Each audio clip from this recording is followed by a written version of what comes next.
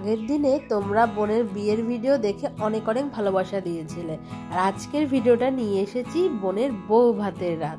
ঠিক আছে, আমরা সবাই রেডি হয়ে চললাম আজকে বোনের শ্বশুর বাড়িতে। আর আমাকে অবশ্যই জানিও কিন্তু এই শাড়ি পরে কেমন লাগছে। শাড়িটা কিন্তু ট্রেন্ডিংয়ে চলছে। কি শাড়ি অবশ্যই কমেন্টে তোমরা জানিও। যাই হোক, সবাই মিলে চলে এসেছি এবার। তখন ঘড়ি বলছে, ঘড়িতে বাজে প্রায় 8:30 থেকে 9টা। তো তোমাদের দাদা ভাই আমার ভিডিও করতে করতে উপরে চলে গেছে, সমস্ত তত্ত্ব নিয়ে আমরা রেডি। এবার মনে হচ্ছে কখন একটু বোনকে গিয়ে দেখবো কেমন লাগছে, মানে মনটা তর্স হয়েছে না। এবার যেতে না যেতেই দেখছি ও জাস্ট বোনের দিকে চোখ ফেরানো যাচ্ছে না। চলো তোমাদেরকেও দেখাই আমার সুন্দরী বোনটাকে কেমন লাগছে। বিয়ের দিনের থেকে কনেদের কিন্তু বউ ভাতের দিন একটু ফ্রেশ লাগে। কেন বলো তো? প্রথমত বলবো, মাথায় ভর্তি সিঁদুর থাকে আর অনেক টেনশন। তারপর পুরো বিয়েতে কিন্তু না খেয়ে করতে হয় বিয়েটা, তো সেই জন্য একটু হলেও শরীরটা ঝিমিয়ে যায়। কিন্তু বউ ভাতের দিন সবাইকে খুবই সুন্দর লাগে। মানে আমাকেও বলেছিল বিয়ের থেকে বউ ভাত ভালো লেগেছিল।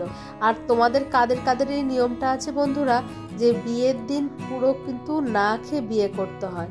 আমি বলেছিলাম যে বিয়েতে আমি এই খাবো ওই খাবো, কিন্তু জানো না, এই মেকআপ ক্যামেরা নিয়মের তাড়ায় আমি তোর খাওয়ার কথাই পুরো ভুলে গেছিলাম। দেখতে দেখতে বোনের বিয়েটাও কমপ্লিট হয়ে গেল। এরপর হচ্ছে ভাইয়ের বিয়ের পালা। আর সত্যি বোনকে আজকে দারুণ লাগছিল। আর আমাদের মানে নতুন জামাই বোনকে কিন্তু দারুণ মানিয়েছে। আর এই সময়টা না একটা মেয়ের জীবনের অনেক গুরুত্বপূর্ণ সময়।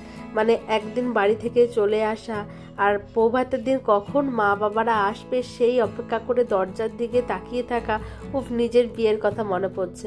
আমার যখন বউ ভাত হয়েছিল তখন শুধু ফোনে জিজ্ঞাসা করছিলাম তোমরা কখন আসবে। মনে হচ্ছিল যেন সন্ধ্যা থেকে তোমাদেরকে নিয়ে বসিয়ে রাখি। আর শুধু দরজার দিকে তাকিয়েছিলাম, এবার মা বাবাকে দেখতে পাবো, এবার আমার সন্দেশটাকে দেখতে পাবো, শুধু এরকম মনে হচ্ছিল। যাই হোক, সবাই আসাতে আমার বোনের মুখে কিন্তু হাসির মানে জোয়ার লেগেছে, কারণ নিজের লোকদের যখন সে কাছে দেখতে পাচ্ছে। এই মুহূর্তটা সত্যি একটা মেয়ের জন্য অনেক স্পেশাল মুহূর্ত। তো যাই হোক বন্ধুরা, সত্যি খুব ভালো লাগছে, বোনকেও ভালো লাগছে। খুব ভালো লাগছে যে ও খুব আনন্দে আছে। সারা জীবন চাইবো যেন ওইভাবে হাসি খুশি থাকুক। আর আমরা এখন কিন্তু সবাই দাঁড়িয়েছি, সব বোনেরা, মানে পিসির মেয়ে, মাসির মেয়ে, মামার মেয়ে, সবাই একসাথে কিন্তু এখন গ্রুপে ছবি তুলছি। আর মাঝখানে আমাদের সন্দেশকে কেমন লাগছে দেখো, একদম রাজপুত্র ড্রেসটা হয়েছে। চলো, মোটামুটি এবার আমাদের ছবি তোলা কমপ্লিট হয়ে গেছে। এবার সবাইকে সুযোগ দিতে হবে, তাই না? কারণ সবাই কিন্তু আজকে কনের সাথে ছবি তোলার জন্য আগ্রহে দাঁড়িয়ে আছে। এবার আমরা নিচে চলে যাব, নিচে একটু খাওয়া দাওয়া করব। চলো, নিচের প্যান্ডেলটা কেমন হয়েছে সেটাও তোমাদেরকে দেখাবো। Hello hello hello hello hello, হ্যাঁ কি বললাম বুঝতে পেরেছিস?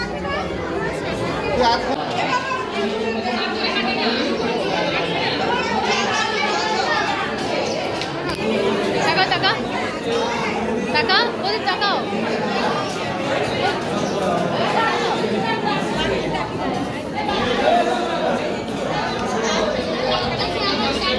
যাও যাও।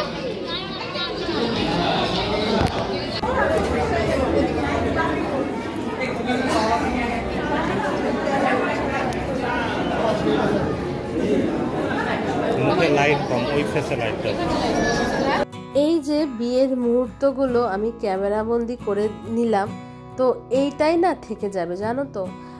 অনেক বছর পর যখন আমার ইউটিউবে এসে সবাই দেখতে পাবে না বোনের বিয়ের ভিডিওটা দেখি, কারণ এই ভিডিওগুলো পেতে পেতে কিন্তু অনেক দেরি হয়ে যায়, কিন্তু আমার ব্লগ ভিডিওগুলো কিন্তু সবার আগে দেখতে পাবে।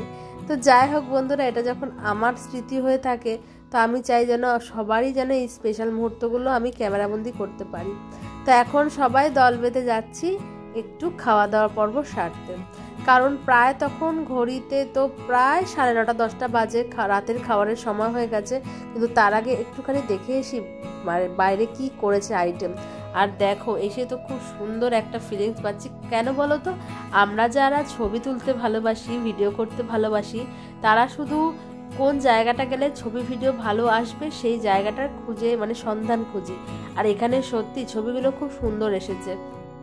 প্রত্যেকে দাঁড়িয়েছিল আর গান বাজছিল এখানে, আর আমার সে তো গানেই নাচ করতে ইচ্ছা করছিল, কিন্তু আমি তো কোনো পার্টনার খুঁজে পাচ্ছিলাম না, তাই আর সেই নাচ করা হয়নি। সন্দেশকে আমি জোর করছি যে সন্দেশ চ একটুখানি কটা ভিডিও করি, একটু নাচ করি। ওরে বাবা, সে তো আমার ওপর কত রাগ যেন করবেই না, কিন্তু তাও আমি জোর করেছি। এবার তোমাদের দাদাভাইকে বললাম চলো কতগুলো ছবি তো তুলে দিলা, এবার চলো একটু খাওয়া দাওয়া করা যাক। কী কী খাওয়া দাওয়ার আইটেম হয়েছে ওখানে গেলেই তোমাদের দেখাবো।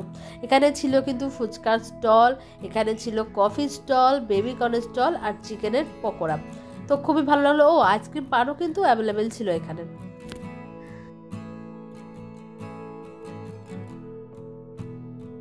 আমার ভিডিওগুলো তোমরা কে কোথা থেকে দেখছো অবশ্যই কিন্তু এই ভিডিওর কমেন্ট বক্সে জানাতে একদম ভুলো না। হ্যাঁ, তোমরা আমার বিয়ের ভিডিও মানে আমার বোন ভাইয়ের ভিডিওগুলোতে অনেক অনেক ভালোবাসা দিচ্ছ। আশা করি আগামী দিনের ভিডিওগুলোতে এভাবে ভালোবাসা দিয়ে পাশে থাকবে। আজকে ভিডিওটা মানে বোনের বিয়ের ভিডিওটা এখানে শেষ হবে। আগামী দিনে ভাইয়ের বিয়ের ভিডিও মানে বধূবরণ রিসেপশনের সমস্ত ভিডিও তোমাদের সাথে শেয়ার করব। তো দেখো ফুচকা খাওয়ার পর্ব চলছে।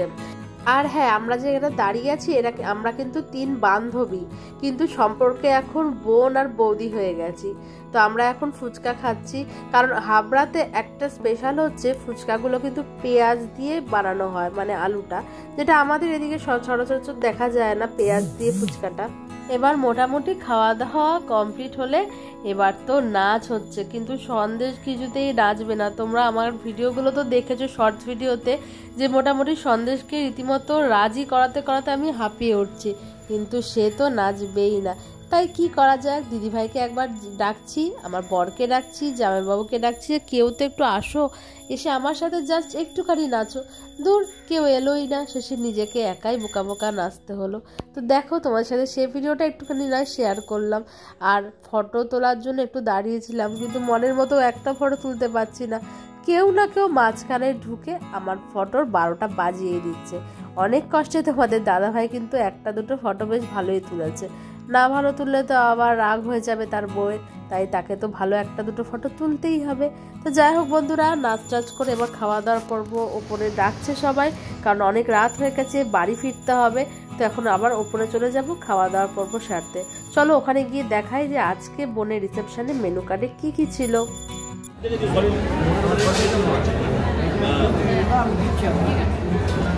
হে মা, সবাই পেয়ে গেল, আমি পেলাম না বিরিয়ানি। আমরা কি বিরিয়ানি পাবো না কেন?